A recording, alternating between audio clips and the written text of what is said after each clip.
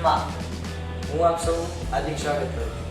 આપણે ધોરણ 10 ની અંદર વિજ્ઞાન વિષયની અંદર કેમિસ્ટ્રીનો અભ્યાસ કરી રહ્યા હતા કે જેની અંદર આપણે જોયું કે બેઝિક લેક્ચર જે હોય કેમિસ્ટ્રીના એ આપણે કઈ રીતે મસ્ત મજાના ભરી એટલે કે સમજી અને આપણે સારી રીતે કહેવાય કે મસ્ત મજાનું પાયો પાકો કરી શકીએ. બરાબર, આપણે બેઝિક લેક્ચરની અંદર કેમિસ્ટ્રીમાં ડિટેલમાં અભ્યાસ કરી ગયા કે ભાઈ કેમિસ્ટ્રી હકીકતમાં પાયો શું છે, તમને શું શું વસ્તુ આવડવી જોઈએ. ઓકે, હવે આજે આપણે કેમિસ્ટ્રીનું આપણું પહેલું ચેપ્ટર સ્ટાર્ટ કરીએ છીએ. કેમિસ્ટ્રીમાં પહેલું ચેપ્ટર ચાલુ કરીએ છીએ જેનું નામ છે ચેપ્ટર નંબર 5, તત્વોનું આવર્તનીય વર્ગીકરણ. ઓકે, તત્વોનું આવર્તનીય વર્ગીકરણ એટલે તો કે જો તમે ધ્યાનથી પહેલા તો આખે આપણે હેડિંગ સમજીએ. આ પાઠ આપણને શું કામ આપ્યો છે આપણે એ સમજવાનો પ્રયત્ન કરીએ. તો તત્વો પહેલા તો કોને કહેવાય, તો કે આપણે મસ્ત મજાની સિક્વન્સ જોઈ યાદ છે છોકરાઓ બેઝિક લેક્ચરમાં કે કોઈ પણ પદાર્થ હોય એ પદાર્થ કેનો બનેલો હોય, તો કે એ પદાર્થ તત્વોનો બનેલો હોય. ઓકે, આ તત્વો કેના બનેલા હોય, તો કે અણુના બનેલા હોય. આ અણુ કેના બનેલા હશે, તો કે પરમાણુના બનેલા હશે. આ પરમાણુ કેના બનેલા હશે, તો કે પરમાણુ 3 વસ્તુના બનેલા હશે. ક્યાં ક્યાં 3 વસ્તુ, તો કે ભાઈ પ્રોટોન, ન્યુટ્રોન અને ઇલેક્ટ્રોન. આપણે આ એક મસ્ત મજાની સિક્વન્સ જોઈ હતી. તો તત્વો જે છે, તત્વો એટલે શું, તો કે ભાઈ કોઈ પણ પદાર્થ હોય એ કોઈ તત્વોનો બનેલો હોય છે. જેમ કે મેં તમને ત્યારે ઉદાહરણ આપ્યું કે માની લો કે હું લાકડાની વાત કરું તો લાકડાની અંદર વનસ્પતિના કોષ છેલ્લે અંતે પડી આવેલા હશે. ઓકે, એટલે કે કાર્બન, હાઇડ્રોજન અને ઓક્સિજન આવેલા હશે. ઓકે, આ સિવાય આપણા કોષની વાત કરીએ તો આપણા કોષમાં પણ કાર્બન છે, હાઇડ્રોજન છે, ઓક્સિજન એવું આવેલું હશે. તો એને કહેવાય તત્વો. ઓકે, મેં તમને કીધું હતું કે આપણે પ્લાસ્ટર ઓફ પેરિસ લઈ એટલે કે આપણે જે આ પીઓપી કરાવે તો એની અંદર કેલ્શિયમ આવેલું હોય છે, આપણા દાંતની અંદર કેલ્શિયમ આવેલું હોય છે. તો આવી રીતે જેમ કે આપણે લોખંડની વાત કરીએ તો લોખંડ એક પોતાનું તત્વ છે અલગ. ઓકે, એલ્યુમિનિયમની બનેલી વસ્તુ હશે તો એલ્યુમિનિયમ આખું તત્વ છે. પછી ટીનના વાસણ આવે, આપણે ટીનની તપેલી ને બધું યુઝ કરતા હોય તો એ ટીન પણ એક આખું તત્વ છે. તો કોઈ પણ પદાર્થ હોય આ તત્વોનો બનેલો હોય છે. તો આ તત્વોનું આવર્તનીય એટલે તો કે સ્ટેપ બાય સ્ટેપ આવર્તનીય. આવર્ત એટલે તો કે એક આવર્ત પછી બીજો, એટલે કે એક સ્ટેપ પછી બીજું સ્ટેપ, બીજા પછી ત્રીજું, બીજા પછી ચોથું, ચોથા પછી પાંચમું. આવર્તનીય વર્ગીકરણ એટલે તો કે ક્લાસિફિકેશન, એટલે કે આમ નોખું પાડવું. તો તત્વને આપણે ધીરે ધીરે કઈ રીતે નોખા પાડ્યા એટલે કે આપણે સમજી શકીએ. ઓકે, આપણે કોઈ તત્વને ગુણધર્મની રીતે સારી રીતે સમજી શકીએ એ માટે આપણે તત્વને કઈ રીતે અલગ અલગ નોખા પાડેલા એને આપણે શું કહીએ છીએ, તત્વોનું આવર્તનીય વર્ગીકરણ. તો આ ચેપ્ટરની અંદર આપણે તત્વો વિશે તો તમે ઓલરેડી જાણો જ છો. Hydrogen, helium, lithium, barium, boron, carbon, nitrogen, oxygen, chlorine, neon, sodium, magnesium, aluminium, silicon, phosphorus, sulphur, chlorine અને આર્ગોન. આ ટોટલ 18 તત્વો છે. આ સિવાય આપણે આગળની ખબર છે. તો આ બધા જે તત્વો છે એ તત્વો ના આપણને નામ ખબર છે, સંજ્ઞા ખબર છે, એનું ઇલેક્ટ્રોનની રચના તમે બેઝિક લેક્ચરમાં ભણી ગયા. તો આ બધા તત્વો છે એની અંદર કાંઈ ગુણધર્મ એ છે અલગ અલગ. ઓકે, જેમ કે કોઈ ધાતુ છે, કોઈ અધાતુ છે, કોઈ અર્ધધાતુ છે, જે તમે બેઝિક લેક્ચરમાં ભણી ગયા. આ સિવાય તો કે કોઈ પણ ધાતુ છે કે કોઈ અધાતુ છે તો કોઈ તત્વ છે એ કેના હારે કેવી પ્રક્રિયા કરશે. જેમ કે કાર્બન છે તે હાઇડ્રોજન સાથે કેવી પ્રક્રિયા કરશે, ઓક્સિજન સાથે કેવી પ્રક્રિયા કરશે, ઓકે, નાઇટ્રોજન સાથે કેવી પ્રક્રિયા કરશે. તો આવી રીતે અલગ અલગ કોઈ તત્વો છે એ કોઈ બીજા સાથે કેવી પ્રક્રિયા કરશે, એનો સ્વભાવ કેવો હોય છે, એ કયા તાપમાને કેવું રિએક્શન આપે. તો આ બધી આપણે ચર્ચા સમજવી એટલે ઇન શોર્ટ ગુજરાતી ભાષામાં તત્વોના ગુણધર્મો સમજવા હોય આપણે પહેલા તેને વ્યવસ્થિત ગોઠવવા પડે. ઓકે, એક તત્વ હોય તો સમજાવો કે મારી પાસે એક જ તત્વ છે. કોઈ એક માણસ હોય તો એક માણસનું તમને એનાલિસિસ કરવાનું કહે કે ભાઈ કોઈ આ એક માણસ છે. ઓકે, આ માણસ અથવા તો આ ફલાણા ભાઈ જે છે એનું તમારે લખવાનું છે કે ભાઈ એ ક્યારે જમે છે, ક્યારે સૂવે છે, ક્યારે કેટલું વાંચે છે. તો વાંધો ન આવે. એ કેવી રીતે તૈયારી કરે છે, એને આપણે કેમ એનું રિઝલ્ટ ઇમ્પ્રૂવ કરવું. તો કોઈ એક માણસનું તમને એનાલિસિસ કરવાનું કે તમે કરી શકો, એનું ટાઈમ ટુ ટાઈમ ફીડબેક એ લઈ શકો. પણ વિચાર કરો કે એની જગ્યાએ 100 જણા હોય તો તમે 100 જણાનું એક દિવસમાં એનાલિસિસ કરી શકો. અથવા તો તમે રોજ એનાલિસિસ કરી શકો ડેઇલી બેઝ, કે ભાઈ રોજ તમે કોઈ 100 જણાને પૂછી શકો કે ભાઈ તમે કેટલું વાંચ્યું, તમે કેવી રીતે તૈયારી કરી, તમે ક્યારે ઉઠ્યા, તમે ક્યારે વાંચવા બેઠા. પોસિબલ નથી, કારણ કે આપણે બીજા પણ કંઈક કામ કરવાનું. તો એવી રીતે જ્યારે વૈજ્ઞાનિકો છે એની પાસે 1-2 તત્વ હતા તો વાંધો નહોતો, પણ હવે ધીરે ધીરે નવા તત્વો શોધાતા ગયા. તો નવા તત્વો શોધાતા ગયા તો ભાઈ પછી વાંધો પડવા માંડ્યો કે ભાઈ કયું તત્વ ક્યાં કયો ગુણધર્મ ધરાવે. આપણે બહુ માહિતી અઘરી પડી કે માની લો કે દર વખતે માની લો ઓક્સિજન દેખાય તો ઓક્સિજન દર વખતે પણ ફેરવવું પડે કે ભાઈ ઓક્સિજન આ લાઈન માટી વસ્તુ નથી. ઓકે, સલ્ફર, હાલો પણ ફેરવવું સલ્ફર. તો આ અલગ કહેવાય માહિતીને સાચવવી થોડી મુશ્કેલ બનતી. તો આપણે એને વર્ગીકરણ કર્યું અને આપણે કહેવાય કે મસ્ત મજાનું આવર્ત કોષ્ટક બનાવ્યું. ઓકે, તો છેલ્લે આપણે આવર્ત કોષ્ટક છે ડિટેલમાં ભણીશું, પણ આપણે પહેલા આપણે જ્યારે તત્વોને ગોઠવવાની શરૂઆત કરી તો પહેલા ક્યાંથી શરૂઆત કરી, ધીરે ધીરે ઇમ્પ્રુવમેન્ટ કેવી રીતે આવતો ગયો અને છેલ્લે આપણે આવર્ત કોષ્ટક કેવી રીતે બનાવ્યું એ આપણે આ પાઠની અંદર જોઈશું. ઓકે, બીજું વિદ્યાર્થી મિત્રો કે આ પાઠમાં આપણે છેલ્લે આવર્ત કોષ્ટક ભણશું. એ આવર્ત કોષ્ટક તમને બહુ મસ્ત મજાનું આવડશે ને તો ગેરંટી તમને કેમેસ્ટ્રી તો 50% જ આવડી જાય. એટલે તમે સૌથી પહેલા આવર્ત કોષ્ટક તમને પૂરેપૂરું આવડવું જોઈએ, તો તમારા મોટા ભાગના કેમેસ્ટ્રીના ક્વેશ્ચન કેવા થઈ જશે, સોલ્વ થઈ જશે. ઓકે, ચાલો તો સૌથી પહેલા સ્ટાર્ટ કરીએ. તો આપણને કીધેલું છે કે આપણી આસપાસ જુદી જુદી વસ્તુઓ આવેલી હોય. આપણી આસપાસ ઘણી બધી વસ્તુ આવેલી હોય કે જે 3 સ્વરૂપમાં મોસ્ટ ઓફ જોવા મળે. તત્વો એટલે કે પ્યોર તત્વ જોઈએ, જેમ કે લોખંડ તો એ પ્યોર તત્વ જ છે. એલ્યુમિનિયમ તત્વ, ટીન તો કે તત્વ, કોપર એટલે કે આપણે તાંબાના વાયર જોઈ તત્વ. ઓકે, આ સિવાય તમને કઈ યાદ આવે ગોલ્ડ તો કે એક પ્રકારનું તત્વ જ છે, સિલ્વર એક પ્રકારનું તત્વ છે, યુરેનિયમ એક પ્રકારનું તત્વ છે, પ્લેટિનમ એક પ્રકારનું તત્વ છે. તો ડાયરેક્ટ કોઈ આપણને વસ્તુઓ છે ડાયરેક્ટ આપણને તત્વ સ્વરૂપે જોવા મળે. ઓકે, મિશ્રણની વાત કરું તો જ્યારે હું કોઈ પણ 2 તત્વોને ભેગા કરું તો શું બનશે, મિશ્રણ. ફોર એક્ઝામ્પલ, હું છાશ અને પાણી બેને ભેગા કરું તો શું બનશે, મિશ્રણ. ક્લિયર? હું દૂધ અને પાણી બેને ભેગા કરું તો શું બનશે, મિશ્રણ. તો આવી રીતે કોઈ 2 વસ્તુ કોઈ 2 તત્વોને ભેગા કરી અને આપણે મિશ્રણ બનાવી શકીએ. ક્લિયર? ત્રીજું સંયોજન, એટલે તો કોઈ ભેગા થઈ જાય કે જ્યારે કોઈ નોખા ન પડે, જેમ કે દૂધ અને પાણી તો એ ભેગા થઈ ગયા પછી આપણે એને નોખા ન કરી શકીએ. તો આવી રીતે ઘણી બધી વસ્તુઓ સંયોજાઈને, જેમ કે મેં તમને વાત કરી હતી લાકડાની, તો લાકડું હોય કાર્બન, હાઇડ્રોજન, ઓક્સિજન. લાકડું કેનું બનેલું છે કે ભાઈ લાકડું વનસ્પતિમાંથી આવેલું. વનસ્પતિના તમે કોષ લ્યો, તમે 9th માં ભણી ગયા છો. વનસ્પતિને તમે સૂક્ષ્મદર્શક યંત્રમાં જુઓ તો વનસ્પતિના કોષ દેખાય. વનસ્પતિના કોષ હોય, વનસ્પતિના કોષ કેના બનેલા છે તો કે ભાઈ એની અંદર ઘણા બધા અલગ વસ્તુ આવેલી છે. કોષ કેન્દ્ર ને આખું દિવાલ ને એવું બધું કંઈક આવેલું હોય છે. ક્લિયર? તો હરિતકણ આવેલા છે, એવું બધું આવેલું હોય છે. તો એ જે છે એ કેના બનેલા છે તો કે ભાઈ કાર્બન, હાઇડ્રોજન અને ઓક્સિજન. ઓકે, આવા મેઇન તત્વોના બનેલા. તો આવા મેઇન તત્વો કેવા થઈ ગયા, ભેગા થયા. એક જ તત્વ નથી, અલગ ઘણા બધા તત્વો, કાર્બન, હાઇડ્રોજન, ઓક્સિજન. એટલે આપણે એને કહીશું સંયોજન. તો આપણને કોઈ પણ આપણી આસપાસ વસ્તુ દેખાય, ઓકે, પ્લાસ્ટિક કયો, ફોન કયો, લેપટોપ કયો, કેમેરો કયો, બોર્ડ કયો, માર્કર કયો, ડસ્ટર કયો, પંખો કયો, ટીવી તમારું કયો, કાચ કયો, ઓકે, તો ચાકુ કયો, તપેલી કયો, વોટેવર. તો એ બધી છે એ ક્યાંક ને ક્યાંક તત્વોની સંયોજનની કે મિશ્રણની બનેલી હશે. તત્વો એક જ પ્રકારના પરમાણુઓ ધરાવે છે. જેમ કે હું લોખંડની વાત કરું તો લોખંડ એક જ પ્રકારના પરમાણુ ધરાવે. લોખંડ એક બીજીની વાત.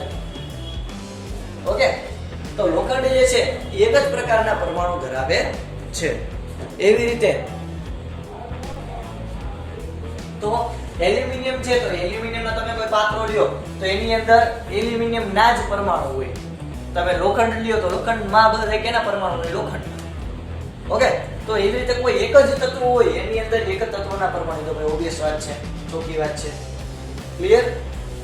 ઓકે, જેમ કે પોલ્સન વાત કરું, પોલ્સો એટલે કાર્બન, તો કાર્બન એની અંદર કાર્બનના જ પરમાણુ હોય છે. ગ્રેફાઇટ એની અંદર કાર્બનના જ પરમાણુ હોય છે. તો તત્વો એક જ પ્રકારના પરમાણુઓ ધરાવે છે. કેટલા? એક જ પ્રકારના પરમાણુઓ ધરાવે છે. આધુનિક સમયમાં એટલે કે અત્યારના મોડર્ન કેમિસ્ટ્રીની અંદર આપણને 118 તત્વો મળેલા છે. ઓકે, 118 118 તત્વો આપણને મળેલા છે. 1 નહીં, 2 નહીં, 3 નહીં, કેટલા? 118. ધીરે ધીરે આપણે નવા નવા તત્વોની શોધ કરતા ગયા, આપણને નવા નવા તત્વો મળતા ગયા, એ અલગ અલગ ગુણધર્મો ધરાવતા ગયા, આપણને માહિતી મળતી ગઈ. તો અત્યાર સુધી આ ફિક્સ આંકડો નથી, હજી પહેલા કહ્યું 118 તત્વો આપણને મળ્યા છે, હજી આગળ બીજા મળશે. ઓકે, જેમાંથી 94 જે છે 94 એ કુદરતી રીતે પ્રાપ્ય છે. એટલે કે 94 જે આપણને નેચરલી મળી જાય. જેમ કે લોખંડ છે તો લોખંડ આપણને જમીનમાંથી મળે, એને આપણે બનાવવું નથી પડતું. ઓકે, એલ્યુમિનિયમ આપણને મળે છે પૃથ્વીના પેટાળમાંથી. ઓકે, એવી રીતે આપણે બીજા તત્વોની વાત કરીએ કે સોનું, એ આપણને પૃથ્વીના પેટાળમાંથી મળે છે. ચાંદી આપણને મળે છે.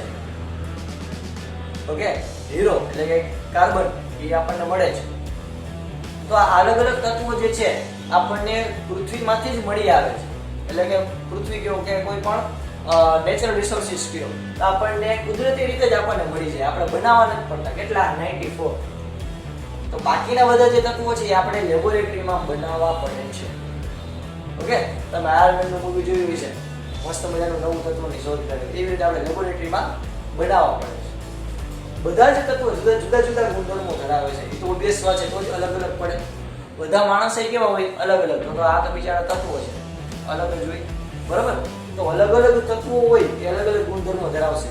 જેમ કે લોખંડ હોય એના ગુણધર્મો અલગ છે, એલ્યુમિનિયમના ગુણધર્મો અલગ છે, સોનું એના અલગ ગુણધર્મ છે, એવી રીતે ચાંદી એનું અલગ ગુણધર્મ છે, કાર્બન એનું અલગ ગુણધર્મ છે. ઓકે, નાઇટ્રોજન એનો અલગ ગુણધર્મ છે, ઓક્સિજનનો અલગ ગુણધર્મ છે. તો આવી રીતે અલગ અલગ તત્વો છે એના ગુણધર્મો પણ કેવા હશે? અલગ અલગ. જેમ કે ઓક્સિજન છે એ અધાતુ તરીકે કામ કરે, તો સામે લોખંડ છે એ ધાતુ તરીકે કામ કરે. ઓકે, લોખંડ જે વિદ્યુતના વાહક છે, લોખંડ હોય એમાં વિદ્યુત પ્રવાહ પસાર થાય, જ્યારે ઓક્સિજનની અંદર વિદ્યુત પ્રવાહ પસાર થતો નથી, એટલે અધાતુ છે. ઓકે, તો આવી રીતે અલગ અલગ તત્વોના ગુણધર્મો પણ કેવા હશે? અલગ અલગ ગુણધર્મો ધરાવે. જેમ જુદા જુદા તત્વો શોધાતા ગયા તેમ તેમ તત્વોના ગુણધર્મો વિશે આપણને માહિતી મળતી ગઈ. જેમ જેમ નવા નવા ગુણધર્મો શોધાતા ગયા આપણને અલગ અલગ માહિતી મળતી ગઈ. જે માટે વ્યવસ્થિત ગોઠવણી કેવી હોય જરૂરી હોય. આપણી પાસે 1 નહીં, 2 નહીં, હવે તો કેટલા? તો 118 તત્વો છે. તો આ બધાયના કે દર વખતે આપણે કાગળિયા સાથે ન રખાય, આવું મોટું લાંબુ લિસ્ટ દર વખતે 118 બનાવીએ અને આપણે માની લો આ તત્વો દેખાડો કે આ આના ફેવરિટ ગોતો ક્યાં છે, તો એવું દર વખતે અત્યારે પોસિબલ નથી. તો આપણે એના માટે આની વ્યવસ્થિત ગોઠવણી કેવી હોય જરૂરી હોય કે જેથી આપણને ભાઈ એમનો યાદ આવી જાય કે ભાઈ ઓકે, વાહક તો કે વિદ્યુતનું વાહક હોય બધા આ લાઈનમાં રહ્યા, વિદ્યુતનું અવાહક તો ભાઈ બધા લાઈનમાં રહ્યા. ઓકે, કોણ આપણને કોણ જે છે એ ધાતુ છે તો કે ભાઈ આ લાઈનમાં લિસ્ટ, કોણ અધાતુ છે તો ભાઈ આ લાઈનમાં લિસ્ટ. એવી રીતે આપણે કંઈક વ્યવસ્થિત ગોઠવણી અધાતુની અર્ધધાતુની તત્વોની કઈ વેગી જરૂરી છે. તો કે એ માટે વૈજ્ઞાનિકોએ ઘણા બધા પ્રયાસો કર્યા. તો વૈજ્ઞાનિકોએ સૌપ્રથમ શરૂઆત કરી કે એને ગુણધર્મોને આધારે ડિવાઈડ કરવાની. તત્વોને કેના આધારે ડિવાઈડ કરવાની વાત કરે છે અહીંયા? તો કે ગુણધર્મોને આધારે. અને એના બે ભાગ પડ્યા. ક્યાં ક્યાં? તો કે 1 અને 2 ના એના બે ભાગ પડ્યા, ધાતુ અને અધાતુ. તો સૌથી પહેલા વૈજ્ઞાનિકોએ તત્વોના બે ભાગ પાડ્યા. કઈ રીતે? તો કે એક તો ધાતુ તત્વ અને બીજું અધાતુ તત્વ. પછી ધીરે ધીરે શોધ થતી ગઈ અને આપણને અર્ધ ધાતુ મળ્યા, એટલે કે નથી ધાતુ કે નથી અધાતુ. વળી આ બધાનું માથું ખંજવાળવા મળ્યું તો ભાઈ આ ધાતુ તત્વ યારી અને અધાતુ તત્વ યારી. તો હવે વચ્ચે આપણે અર્ધધાતુને ક્યાં રાખીએ?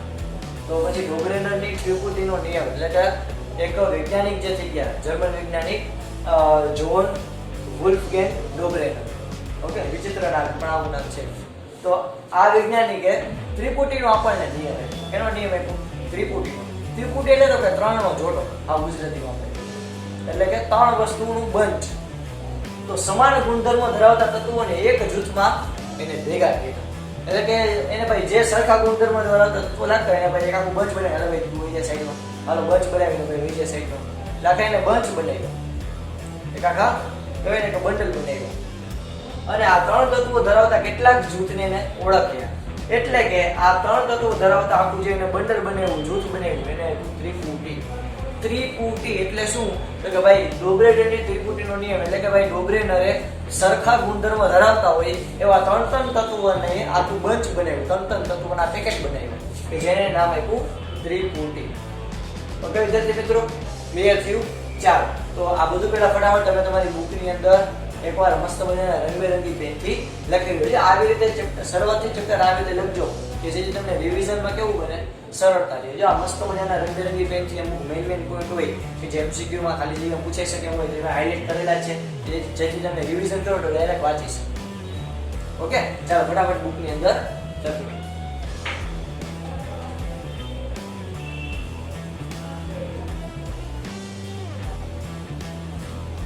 ચાલો ડોગ્રેનરની ત્રિપુટીનો નિયમ જોઈએ તો ત્રિપુટીના 3 તત્વોને ઓકે પહેલા તો ડોગ્રેનરે શું કર્યું હતું કે ભાઈ જર્મન વૈજ્ઞાનિક જે ડોગ્રેનર હતા એણે તત્વોના 3 તત્વોના બંચ લીધા. એ 3 તત્વો કયા તો કે જે સરખા ગુણધર્મ એને લાગતા હોય એ સરખા ગુણધર્મ લાગતા એવા 3 તત્વોનો એને બંચ કર્યા જેને ત્રિપુટી નામ આપ્યું.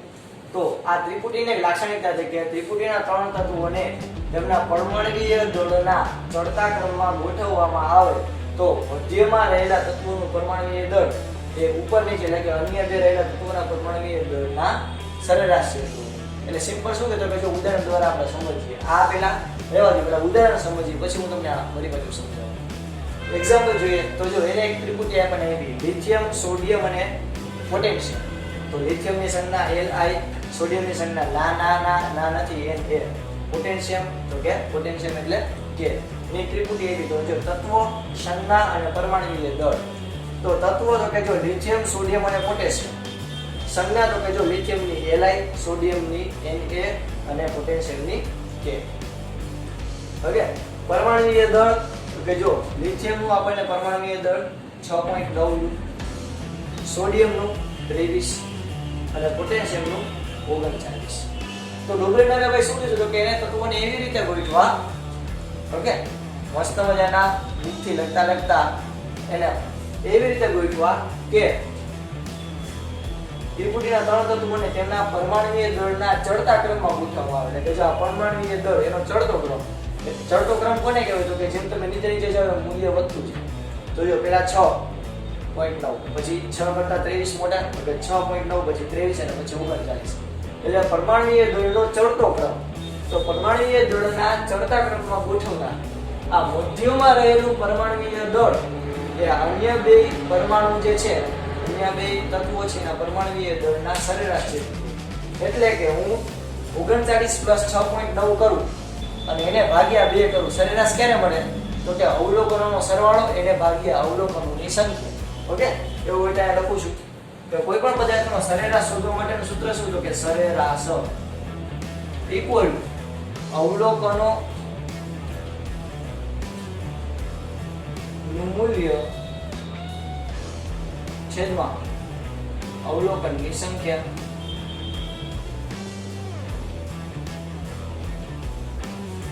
તો આયા અવલોકનોનું મૂલ્ય એટલે કે 39 + 6.9 અવલોકનોનું મૂલ્ય છેદમાં અવલોકનની સંખ્યા. કેટલા અવલોકન હતા તો કે 2. તો કે 2 તો આપણને 6.9 + 39 એને ભાગ્યા 2 કરી તો આપણને મળે છે 22.96 જેવું.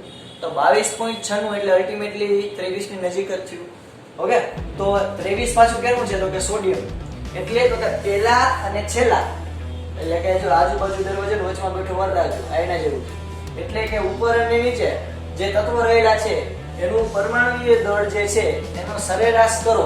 પરમાણ્વીય દળનું સરેરાશ કરો તો તમને વચલા તત્વોનું સરેરાશ મળવું જોઈએ.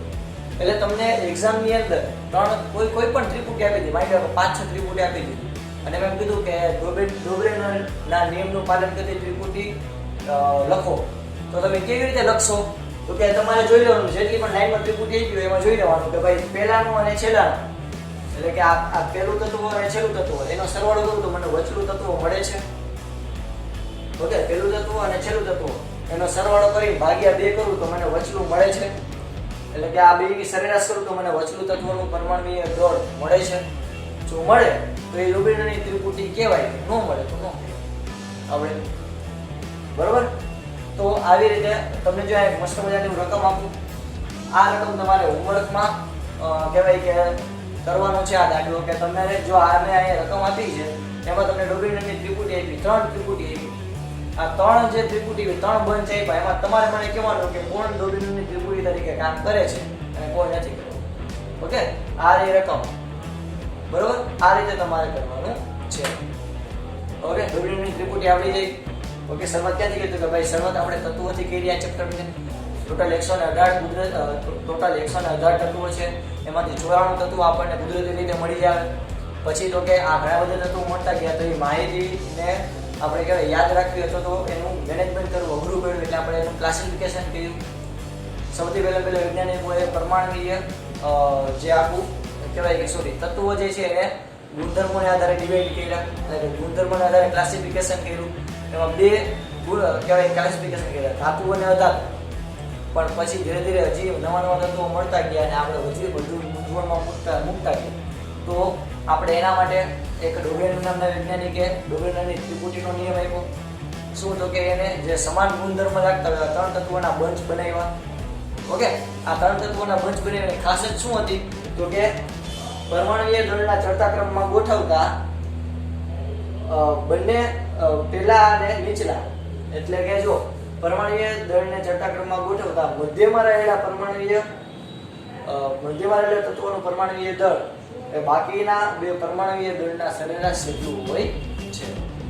તો આ નિયમનું પાલન કરે તો એ ડોબલિનની ત્રિપુટી કહેવાય. નો કરે તો નો, સિમ્પલ.